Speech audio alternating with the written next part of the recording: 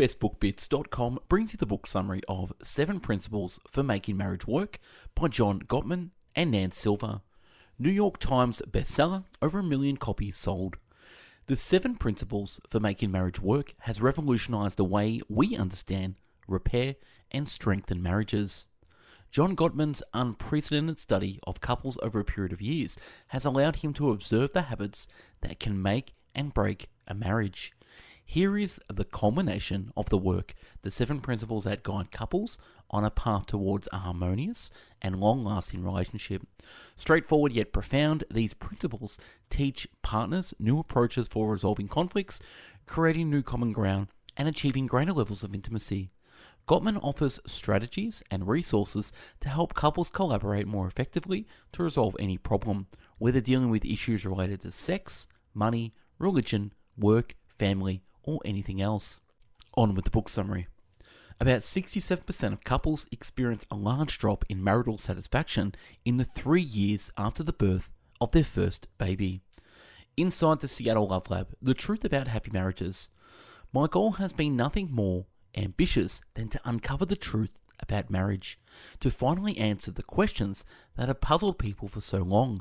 Why is marriage so tough at times? Why do some lifelong relationships click while others just tick away like a time bomb? And how can you prevent a marriage from going bad or rescue one that already has? Emotionally intelligent marriages. What can make a marriage work is surprisingly simple. Happily married couples aren't smarter, richer, or more psychologically astute than others, but in their day-to-day lives, they have hit upon a dynamic that keeps their negative thoughts and feelings about each other, which all couples have, from overwhelming their positive ones. They have what I call an emotionally intelligent marriage. Why save your marriage? One of the saddest reasons a marriage dies is that neither spouse recognizes its value until it's too late. Only after the papers have been signed, the furniture divided, and the separate apartments rented do the exes realize how much they really gave up when they gave up on each other. Too often a good marriage is taken for granted rather than given the nurturing and respect it deserves and desperately needs. An unhappy marriage can increase your chances of getting sick by roughly 35% and even shorten your life by an average of 4 years. The flip side, people who are happily married live longer, healthier lives than either divorced people or those who are unhappily married. Scientists know for certain that these differences exist, but we are not yet sure why. Part of the answer may simply be that in an unhappy marriage, people experience chronic, diffuse psychological arousal. In other words, they feel physically stressed and usually emotionally stressed as well. This puts added wear and tear on the body and mind, which can present itself in any number of physical ailments, including high blood pressure and heart disease, and a host of psychological ones, including anxiety, depression, suicide, violence, psychosis, homicide, and substance abuse. Not surprisingly, happy married couples have a far lower rate of such maladies. They also tend to be more health conscious than others. Researchers theorize that this is because spouses keep after each other to have regular checkups, take medicine, eat nutritiously, and so on. A good marriage also keeps you healthier by directly benefiting your immune system, which spearheads the body's defenses against illness. Research has known for about a decade that divorce can depress the immune system's functions. A good marriage benefits your health and longevity, but what's most important is we know for certain that a good marriage does. In fact, I often think that if fitness buffs spent just 10% of their weekly workout time, say 20 minutes a day, working on their marriage instead of their bodies, they would get 3 times the health benefits that derive from climbing the Stairmaster. When a marriage goes sour, husband and wives not are the only ones to suffer, the children do too.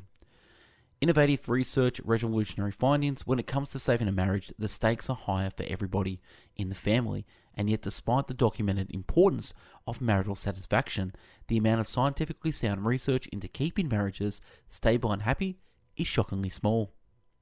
Why most marriages therapy fails? Perhaps the biggest myth of all is that communication, and more specifically, learning to resolve your conflicts, is the royal road to romance and an enduring happy marriage. The message you'll get is pretty uniform. learn to communicate better. The sweeping popularity of this approach is easy to understand. When most couples find themselves in a conflict, whether it gets played out as a short spat or an all-consuming screaming match or stony silence, they each grid themselves to win the fight. Calmly and loving listening to each other's perspective would lead couples to find compromise solutions and regain the marital composure. The most common technique recommended for resolving conflict, used in one guise or another by most marital therapists, is called active listening. For example, a therapist might urge you to try some form of listener-speaker exchange. Let's say Judy is upset with Bob, works late most nights. The therapist asks Judy to state her complaints as I statements that focus on what she's feeling rather than hurling accusations at Bob. Judy will say, I feel lonely and overwhelmed when I'm home alone with the kids night after night while you're working late. Rather than, it's so selfish that you always work late and expect me to take care of the kids by myself.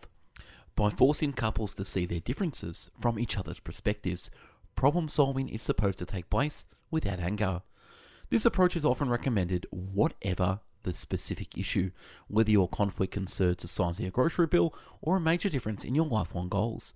Conflict resolution is touted not only as a cure-all for troubled marriages, but as a tonic that can prevent good marriages from fluttering. Since marriage is also ideally a relationship in which people feel safe being themselves, it might seem to make sense to train couples to practice this sort of unconditional understanding. Conflict resolution is certainly easier if each party expresses empathy for each other's perspective. The problem is, it doesn't work. A Munich-based marital therapist study contacted by Dr. Hurt Kalweg and associates found that even after employing active listening techniques, the typical couple was still distressed. Those few couples who did benefit relapsed within a year. In the long run, current approaches to marital therapy do not benefit the majority of couples. He is not a therapist listening to a patient whine about a third party. The person his wife is thrashing behind all those I statements is him. But here's the catch. Even if it does make your fights better or less frequent, it alone cannot save your marriage. Even happily married couples can have screaming matches. Loud arguments don't necessarily harm a marriage. Successful conflict resolution isn't what makes marriages succeed. Exploding more myths about marriage. The notion that you can save your marriage just by learning to communicate more sensitively is probably the most widely held misconception about marriages. Neurosis or personality problems ruin marriages. Common interest keep you together. You scratch my back and avoiding conflict will ruin your marriage. Affairs are the root cause of divorce. Men are not biologically built for marriage. Men and women are from different planets. The determining factor in whether wives feel satisfied with the sex, romance, and passion in their marriage is by 70% the quality of the couple's friendship. For men, the determining factor is by 70% the quality of the couple's friendship. So men and women come from the same planet, after all. If these myths imply one thing, it's that marriage is an extremely complex, imposing institution that most of us just aren't good enough for. I'm not suggesting that marriage is easy. We all know it takes courage, determination, and resiliency to maintain a long-lasting relationship. But once you understand what really makes a marriage tick, saving or safeguarding your own will become simpler. Number 2, what makes marriages work? Getting couples to disagree more nicely might reduce their stress levels while they argued, but frequently it wasn't enough to pump life back into their marriages. No two marriages are the same, but the more closely I looked at happy marriages, the clearer it became that we are alike in 7 telltale ways.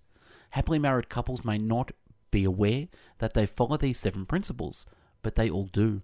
Unhappy marriages always come up short in at least one of these 7 areas, and usually in many of them. By mastering these 7 principles, you can ensure that your own marriage will thrive. Friendship versus fighting.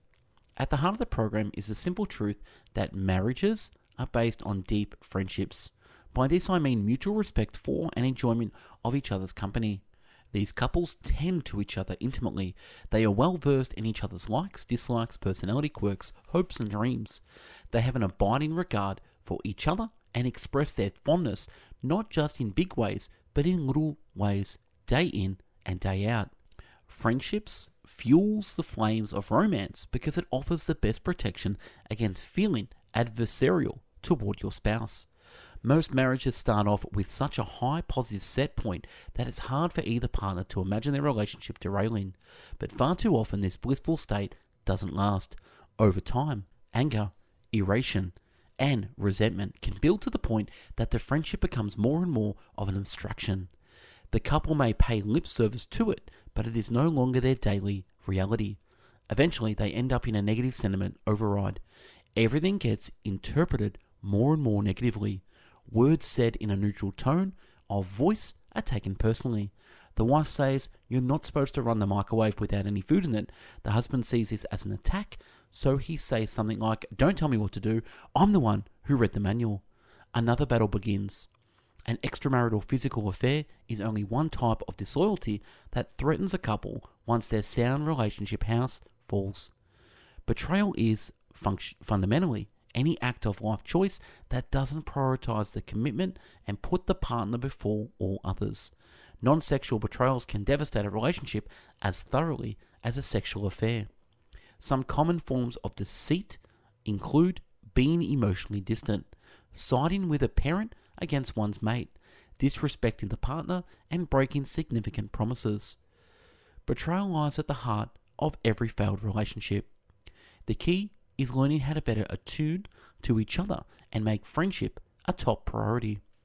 Repairs. A happy couple's secret weapon. A repair attempt.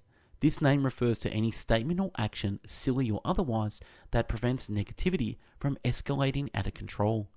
The successful failure of a couple's repair attempts is one of the primary factors in whether their marriage flourishes or flounders. The purpose of marriage. In the strongest marriages, husbands and wives share a deep sense of meaning. They don't just get along, they support each other's hopes and aspirations and build a sense of purpose into their lives together. Once you understand this, you'll be ready to accept one of the most surprising truths about marriages. Most marital arguments cannot be resolved. Couples spend year after year trying to change each other's minds, but it can't be done. This is because most of their disagreements are rooted in fundamental differences of lifestyle, personality, and values. By fighting over these differences, they succeed in doing is wasting their time and harming their marriage. How I predict divorce. The first sign. Harsh startup. There's a load of negative power in her words. The research shows that if your discussion begins with a harsh startup, it will inevitably end on a negative note, even if there are a lot of attempts to make nice in between. The second sign. The four horsemen. Criticism, contempt, defensiveness, and stonewalling. Horseman 1. Criticism. You will always have some complaints about the person you live with, but there's a world of difference between a complaint and a criticism. A complaint only addresses a specific action at which your spouse failed. A criticism is more global. It adds on some negative words about your mate's character or personality. "I'm really angry that you didn't sweep the kitchen floor last night. We agreed that you would take turns doing it," is a complaint. "Why are you so forgetful? I hate having to always sweep the kitchen floor when it's your turn. You just don't care," is a criticism. A complaint focuses on a specific behavior, but a criticism ups the ante by throwing in blame and general character assassination.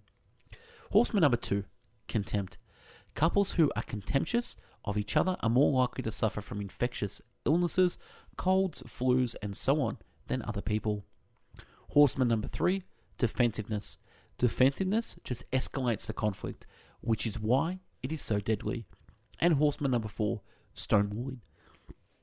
In marriages like Dara and Olivia's, where discussions begin with a harsh startup, where criticism and contempt lead to defensiveness, which leads to more contempt and more defensiveness, eventually one partner tunes out. This heralds the arrival of the fourth horseman. By turning away from her, he is avoiding a fight, but he is also avoiding his marriage.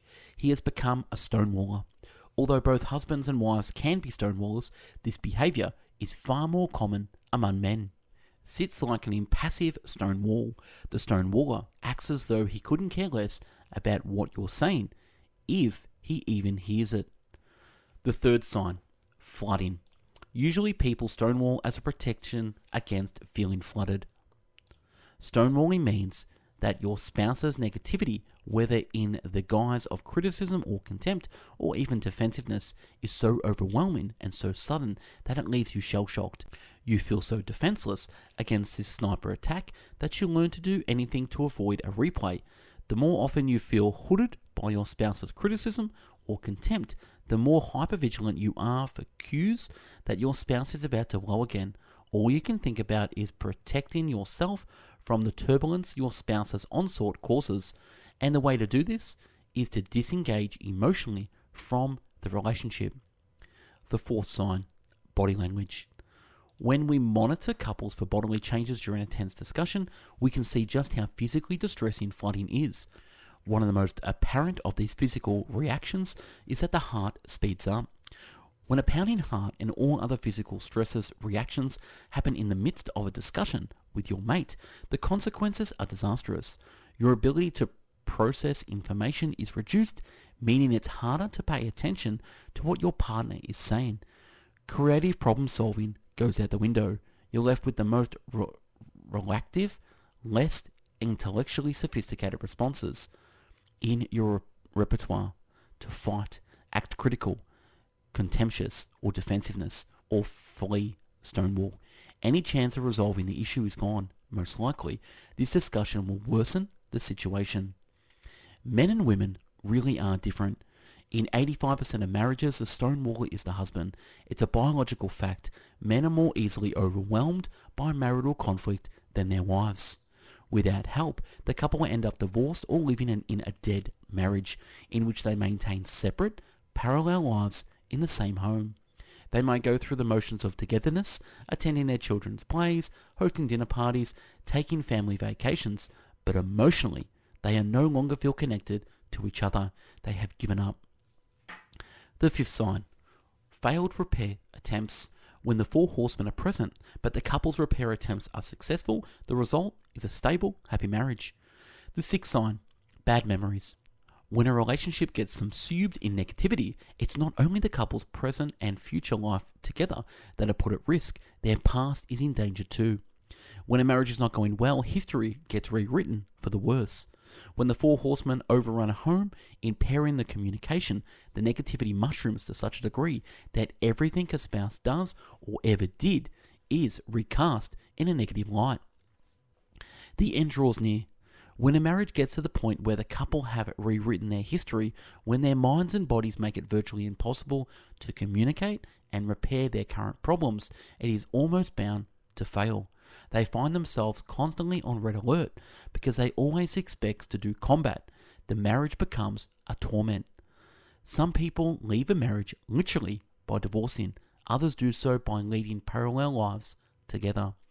Whichever the route, there are four final stages that signal the death knell of a relationship. You see your marital problems as severe. Taking things over seems useless. You try to solve problems on your own. You start to lead parallel lives. Loneliness sets in. Bolstering your friendship is so critical in large part because it fuels the romance, passion, and the great sex that we all hope marriages will provide. Principle number 1. Enhance your love maps. Emotionally intelligent couples are intimately familiar with each other's world. I call this having a richly detailed love map. My term for that part of the brain where you store all the relative information about your partner's life. Another way of saying that is that these couples have made plenty of cognitive room for their marriage. They remember the major events in each other's history and they keep updating their information as the facts and feelings of their spouse's world change. In knowledge, there is strength. From knowledge springs not only love, but the fortitude to weather marital storms. Couples who have detailed love maps of each other's world are far better prepared to cope with stressful events and conflicts. Principle number 2, nurture your fondness and admiration. I found 94% of the time that couples who put a positive spin on their marriage's history are more likely to have a happy future as well. When happy memories are distorted, it's a sign that the marriage needs help. The antidote to contempt. At first, this may all seem obvious to the point of being ridiculous. People who are happily married like each other. If they didn't, they wouldn't be happily married. But the fondness and admiration can be fragile unless you remain aware of how critical they are to the friendship that is at the core of any good marriage. By simply reminding yourself of your spouse's positive qualities, even as you grapple with each other's flaws, you can prevent a happy marriage from deteriorating. The simple reason is that fondness and admiration are antidotes for contempt. If you maintain a sense of respect for your spouse, you are less likely to act disgusted with him or her when you disagree. So fondness and admiration prevent the couple from being trounced by the four horsemen.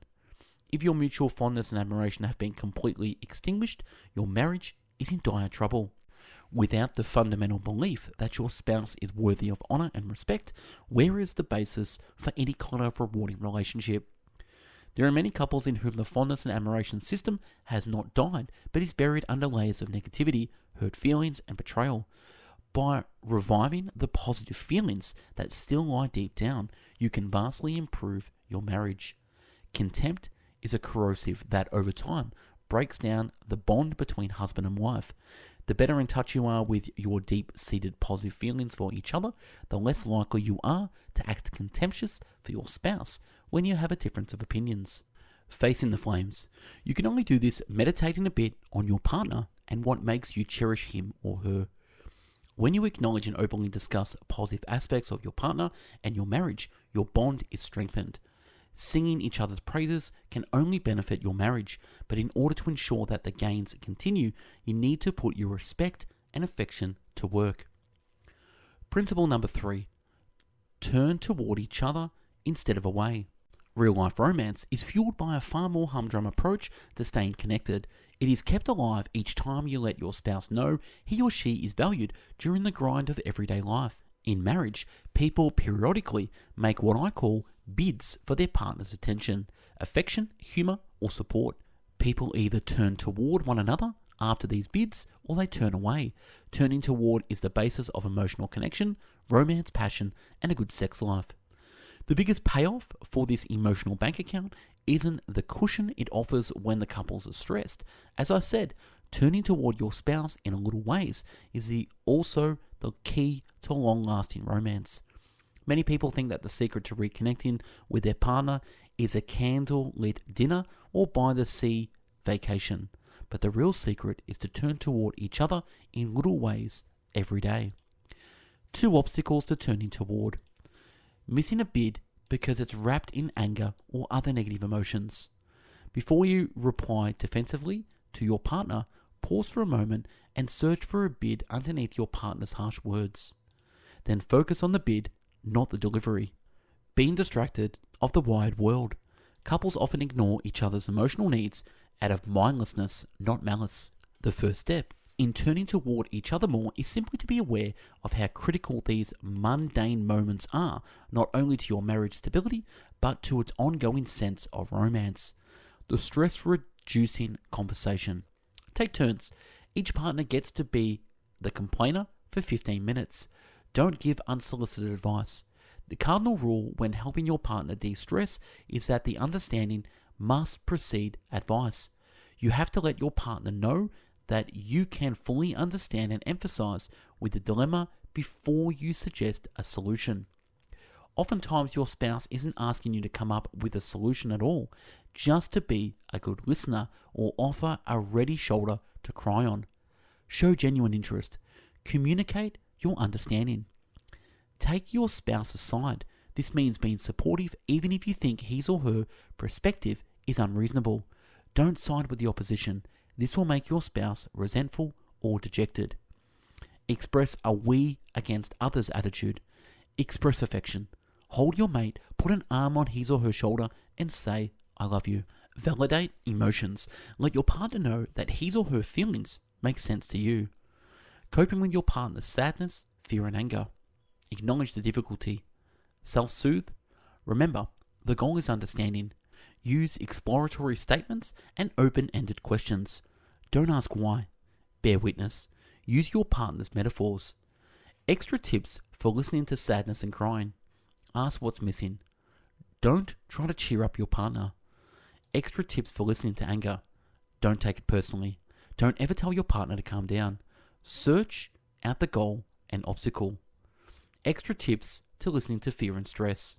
Don't minimize it. Once your marriage gets set at a more positive level, it will be harder to knock it off course. Marriage is something of a dance. There are times where you feel drawn to your loved one and times when you feel the need to pull back and replenish your sense of autonomy. Principle number 4. Let your partner influence you. A marriage can't work unless both partners honor and respect each other. The wives of men who accept their influence are far less likely to be harsh with their husband when broadcasting a difficult marital topic. This increases their odds that the marriage will thrive. What husbands can learn from wives? Perhaps most importantly, when a husband accepts his wife's influence, his open attitude also heightens the positive in the relationship by strengthening his friendship with his wife. Often in life, you need to yield in order to win. More than 80% of the time, it's the wife who brings up sticky marital issues, while the husband tries to avoid discussing them. This isn't a symptom of a troubled marriage. It's true in most happy marriages as well. The two kinds of marital conflict. Every marriage is a union between two individuals who bring to it their own opinions, personality quirks, and values. So it's no wonder that even in a very happy marriage, the husband and wife must cope with a profusion of marital issues. Some conflicts are just minor irritants, but others can seem overwhelmingly complex and intense. Too often couples feel mirrored in conflict or have distanced themselves from each other as a protective device. Although you may feel your situation is unique, we have found that all marital conflicts, ranging from the mundane annoyances to all-out wars, really fall into one or two categories. Either they can be resolved or they are perpetual, which means they will be part of your lives forever in some form or another. Perpetual problems. Usually the majority of marital conflicts fall into this category, 69% to be exact. Time and again, when the author does the 4-year follow-ups of couples, they find that they are still arguing about precisely the same issue. Despite what many therapists will tell you, you don't have to resolve your major marital conflicts for your marriage to thrive. When choosing a life-term partner, you will inevitably choose a particular set of unsolvable problems that you will be grappling with for the next 10 or 20 or say 50 years. Marriages are successful to the degree that the problem you choose are the ones you can cope with. Avoiding conflict over a perpetual problem leads to emotional disengagement. The couple's trust in each other and the relationship declines, and they become increasingly trapped in the negativity. The Roach Motel for lovers. As the gridlock worsens, they each come to feel that the other is just plain selfish and cares only about him or herself. They may still live together, but are on the course towards leading parallel lives in inevitable loneliness, the death knell for any marriage. Below is a list of 17 common causes of a conflict in marriage. 1. We are becoming emotionally distant. 2. There is a spillover of non-marital stresses such as job tension into our marriage. 3. Our marriage is becoming non-romantic and passionless. The fire is dying. 4. We are having problems in our sex life. 5. Our marriage is not dealing well with the important change, such as the birth of a child, a job loss, move, illness, or death of a loved one. 6. Our marriage is not handling well in a major issue about children. This category includes whether to have a child. 7. Our marriage is not handling well a major issue or event concerning in-laws or other relatives. 8. One of us is flirtatious outside the marriage or may have had a recent affair, or there is jealousy. 9.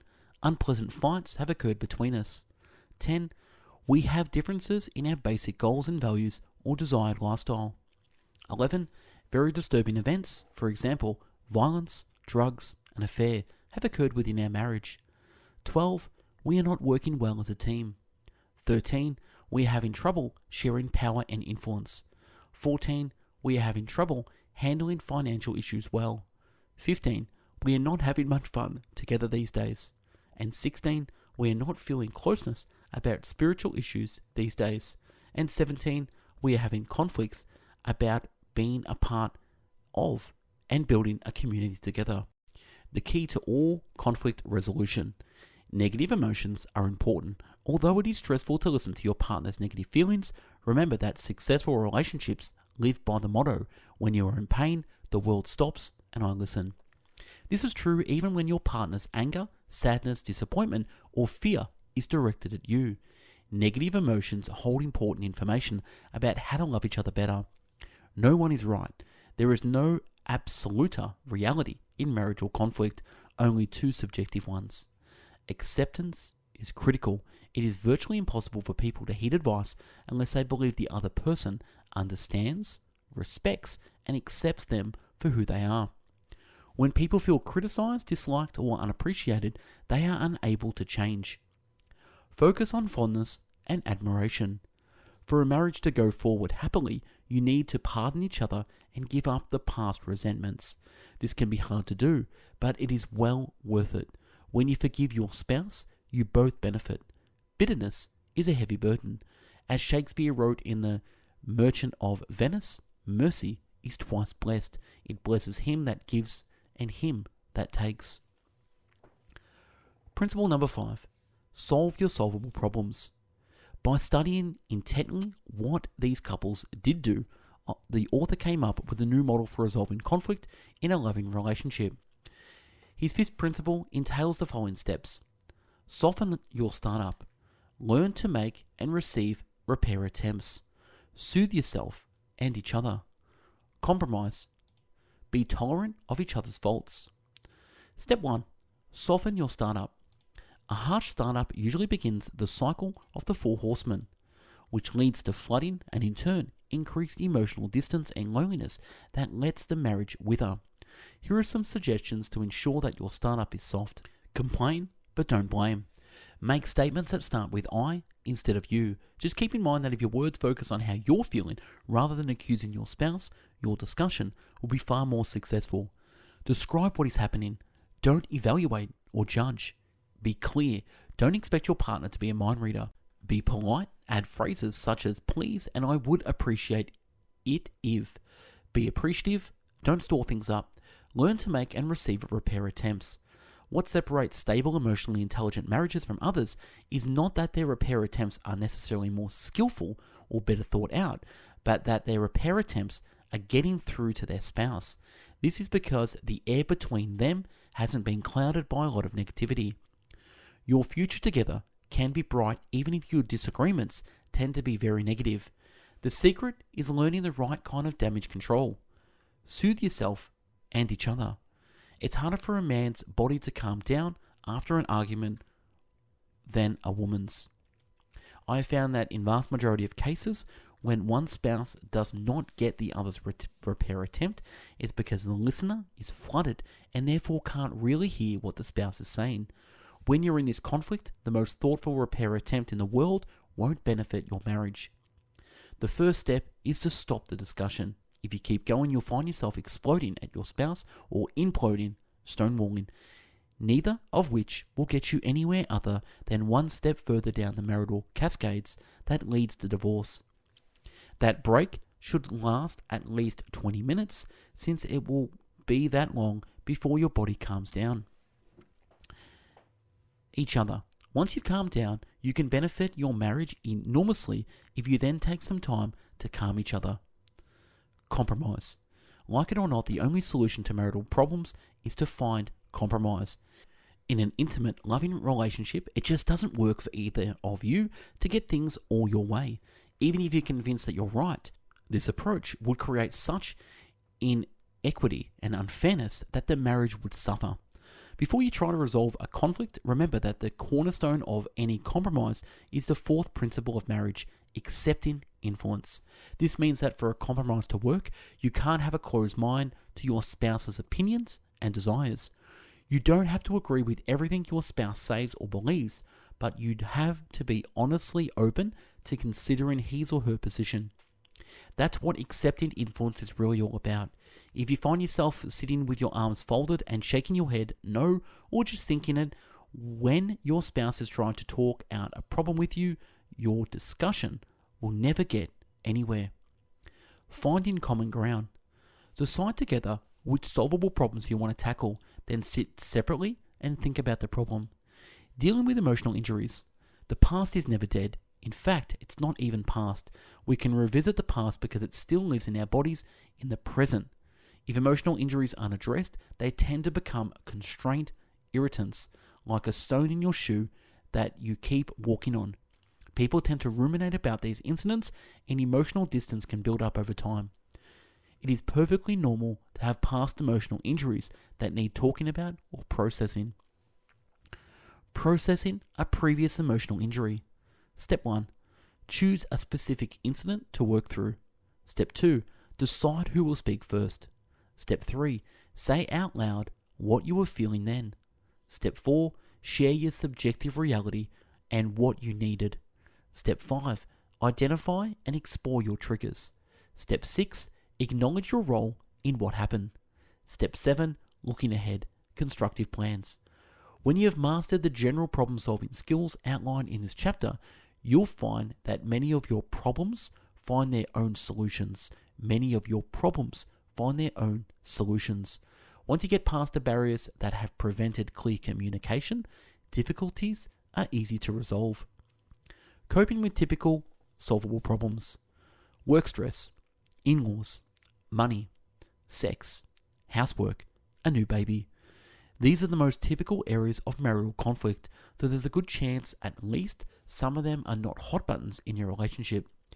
Even in very happy and stable marriages, these issues are perennials. Stress and more stress. The task, making marriage a place of peace. Scheduling formal griping sessions can prevent the spillover of everyday stress into your marriage. Solution, acknowledge that at the end of a long, stressful day, you may need time to yourself to decompress before interacting with each other. Relations with the in-laws. The task, establishing a sense of we-ness or solidarity between the husband and wife. Solution, the only way out of this dilemma is for the husband to side with his wife against his mother. Although this may sound harsh, remember that one of the basic tasks of marriage is to establish a sense of we-ness between a husband and a wife. Money, money, money. The task, balancing the freedom and empowerment money represents with the security and trust it also symbolizes. While money buys pleasure, it also buys security. Balancing these two economic realities can be work for any couple, since our feelings about money and value are so personal and often idiosyncratic. Step 1. Itemize your current expenditures. Step 2. Manage everyday finances. Step 3. Plan your financial future. Sex. The task. Fundamental appreciation and acceptance of each other. No other area of a couple's life offers more potential for embarrassment, hurt, and rejection than sex. No wonder couples find it such a challenge to communicate about the topic clearly. Often they vagued out, making it difficult to decipher what they're actually trying to tell each other. Find ways to make sex more personal and romantic. The goal of sex in a long-term relationship is to have fun, heighten closeness, and feel valued and accepted in a very tender area of your marriage. Here are some of the ways that couples we've worked with have enhanced the experience. Redefine what you mean by sex. Many of the women interviewed complain that their men likened achieving orgasms to the big touchdown, the big O. This goal-oriented approach to lovemaking can cause a great deal of sexual dysfunction because if that objective isn't reached, then there's the sense of that something is wrong. The women wish their men would be more present and just enjoyed the sensations of pillow talk, touching, caressing, kissing, and so on. Learn how to talk about it. Be gentle and positive. Be patient with each other. Don't take it personally. Compromise. Chart your sexual love maps. What felt good last time? What do you need to make sex better? Have ongoing conversations about sexual intimacy. Learn how to initiate sex and to refuse it gently. Here are some rituals used by couples. Just saying straight out, I want to make love. Kissing your partner's neck and saying that I really want you. Putting your arms around your partner and asking if he or she would like to make love. Leaving a partner a note saying you want to make love tonight. Sending a partner a sexy email or text during the day. Lighting candles in the bedroom. Suggesting taking a bath together. Solution. Learn to talk to each other about sex in a way that lets you both feel safe. That means learning the right way to ask for what you want and the appropriate way to react to your spouse's request. The best way to enrich your love life is to learn about each other's likes and take the time to remember and memorize these things, and to use this knowledge in a way your fingers and lips touch each other. Make sure that this knowledge is really available to you when you are turned on sexually, and make this knowledge live in your body and in your sensitivity to your partner's bodily reactions. This will mean turning into non-verbal behaviors of your partner as well as you are beginning to make love. A major characteristic of couples who have a happy sex life is that they see lovemaking as an expression of intimacy, but they don't take any difference in their needs or desires personally. Housework. The task, creating the sense of fairness and teamwork. Solution. By now the key to resolving the issue should be clear. Men have to do more housework. Sometimes men shrink their responsibility in this department due to the sheer lack of motivation. Remember, the quantity of your husband's housework is not necessarily a determining factor in the housework equals sex equation, but the two other variables are: the first is whether the husband does his chores without his wife having to ask or nag. A husband who does this earns enormous points in the emotional bank account. The other factor is whether he is flexible in his duties in his response to her needs. Becoming parents. The task, expanding your sense of I-ness to include your children. A child is a grenade. When you have a baby, you've just set off an explosion in your marriage, and when the dust settles, your marriage is different from what it was. Not better necessarily, not worse necessarily, but different. Having a baby almost inevitably causes a metamorphosis in the new mother. She has never felt a love so deep and selfless as the one she feels for her child. Almost always a new mother experiences nothing less than a profound reorientation of the meaning of her life. She discovers she is willing to make enormous sacrifices for her child. She feels awe and wonder at the intensity of her feelings for this fragile little being. The experience is so life-changing and altering that if her husband doesn't go through it with her, it is understandable that difference would develop between them. The answer to this dilemma is simple. He can't get his wife back. He has to follow her into the new realm she has entered. Only then can the marriage continue to grow. In marriages where the husband is able to do this, he doesn't resent the child. He no longer feels like only a husband, but like a father too. He feels pride, tenderness, and protectiveness toward his offspring. Here are some more tips to help couples stay connected as they evolve into parents. Focus on your marital friendship. Don't exclude dad from baby care. Let dad be the baby's playmate. Carve out time for the two of you. Be sensitive to dad's needs. Give mum a break. Principle number 6. Overcome gridlock. If you feel hopelessly gridlocked over a problem that can't be solved, it can be cold comfort to know that other couples handle similar conflicts with a problem, treating them the way they would with a bad back or allergies. When you're gridlocked, trying to view your differences as a kind of psychological trick-knee that can learn to cope with may seem impossible. All gridlock disagreements share 4 characteristics. You'll know you've reached gridlocked if, number 1, you've had the same argument again and again with no resolution. 2, neither of you can address the same issue with humor, empathy, or affection. 3, the issue is becoming increasingly polarizing as time goes on. 4, compromise seems impossible because it would mean selling out, giving up something important and core to your beliefs, values, or sense of self. When couples are able to sidestep gridlock, they come to treat their perpetual problems as they would a pesky allergy or bad back. They know the difficulty won't go away, but they manage to keep it from overwhelming their life together.